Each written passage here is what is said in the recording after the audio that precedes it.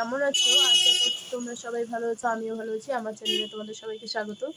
তো সকাল সকাল আজকে দোকান থেকে ভিডিওটা ব্লগটা শুরু করলাম। তো আজকে খুব তাড়াতাড়ি দোকানে চলে এসেছি, এখন প্রায় 9:30 মতো বাজে।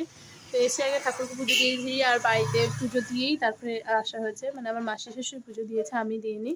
আমার একটু দেরি হয়েছিলো, ছেলে খুব ঝামেলা করছিলো, তো যার জন্য আর আমি দিইনি। আমার শাশুড়ি মাই দেয়, উনি বেশি দিয়ে উনি দিয়েছে। তো আমি এসে দোকান পরিষ্কার টরিষ্কার করে, মানে এমনি ঝাড় পোছা তো সব আগেই করে রেখেছিলাম, ঘরটার মুছে টুছে ঘরটা গুছিয়ে ঠাকুরকে খেতে দিয়ে দিলাম। তারপর আজকে যেহেতু পয়লা বৈশাখ, সবাইকে শুভ নববর্ষ। সবাই ভালো থাকবে, সুস্থ থাকবে, আর বাড়ির সবাইকে ভালো লাগবে, আর সবাইকে বলবে ভালো থাকতে।